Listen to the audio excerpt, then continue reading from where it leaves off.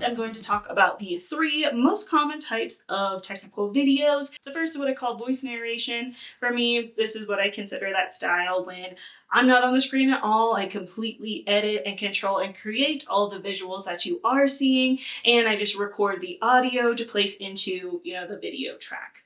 This is definitely a great option if you are super nervous in front of a camera, if you tend to sort of maybe forget your place or stumble or forget what you're supposed to say a lot. Probably you want to do just a voice narration option. The reason is because you're not on camera. So you can read a script fully. You don't have to worry about remembering lines or looking into a camera. You can just read it and redo as many takes as you need, edit that audio around, cut out your ums or your stumbles. No stress, right? You're able to really control what the audio sounds like. I personally find this style to be one of the more time consuming. I definitely think it creates the most interesting and engaging videos. They definitely, I think, end up turning out the best and being the most fun for me and the audience, but they definitely take me the longest, and for me are some of the most annoying versions. So if I'm gonna do it, it really needs to, be evergreen, something that's gonna last a long time without needing to be updated, and really kind of worth it for the audience. And the reason why it takes so long and can be a little bit annoying is because there's no visuals to kind of fall back on or rely on. Everything the audience sees, you have to place in there to correlate with your narration. And these can be, again, really fun and engaging if you put a ton of work in, or incredibly boring. Think somebody just talking over a slide that never changes for 5 minutes. That version is super easy to do, but super, super boring for everybody involved. As a little insider tip I've discovered, if you are making a voiceover narration video, I like to actually increase the rate up about 2 to 3%, which just gives my audio a little bit more of a bounce while shaving pretty precious seconds off the experience. Here is a clip at 3%, so that way you can hear the difference. So before, right, when I'm talking to camera, I don't speed it up at all because that would make my movements really sped up and be awkward. But when it's just the voiceover narration and you don't see how much faster and kind of uncanny my movements are, you can actually listen to it there. So that is a 3% clip. And now here is me talking at a 4.5%.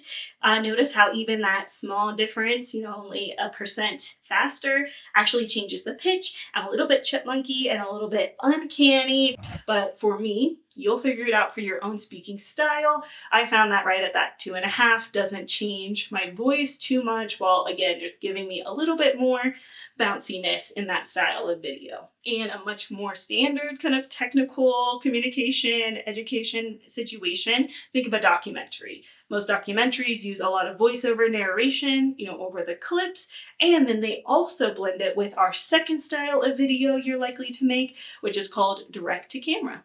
Speaking directly to camera, is really great. It builds a lot of connection. It can help with even things like credibility in your content. And if you are really comfortable and confident with public speaking, you feel like you can remember talking points or memorize scripts quite easily, this is going to be a very efficient, effective style of video for you to make.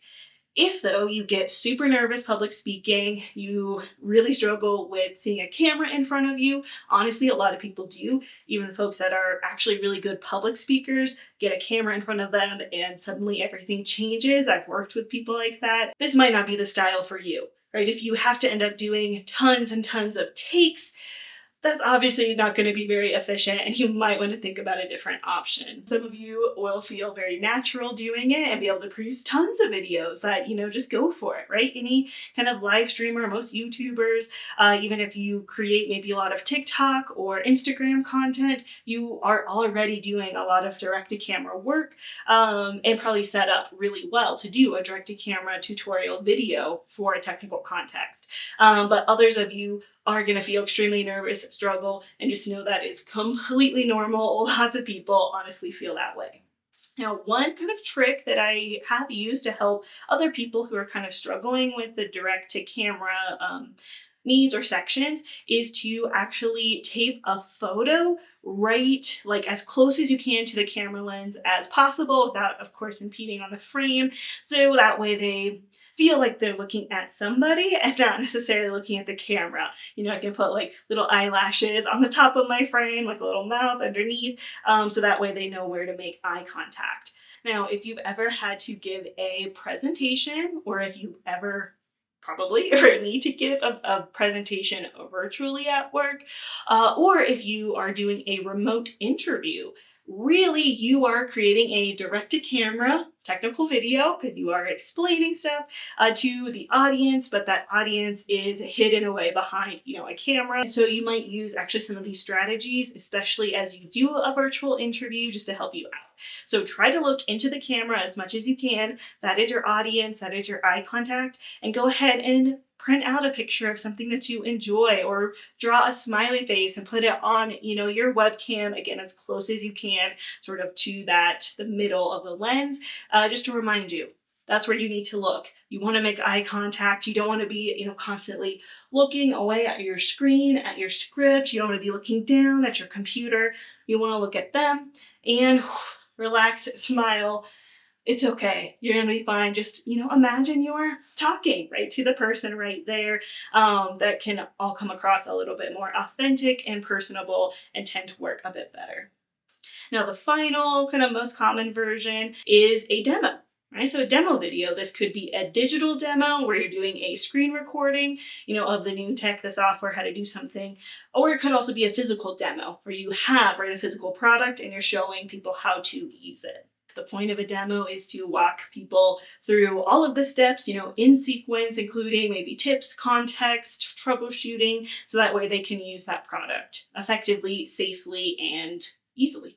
When I make kind of a demo video, I like to first, right, do a practice run. And as I do it, I actually take notes and create an outline of any trouble areas, things that I feel like I'm likely to stumble on, or places where maybe errors come up, especially if you're doing like a software demo.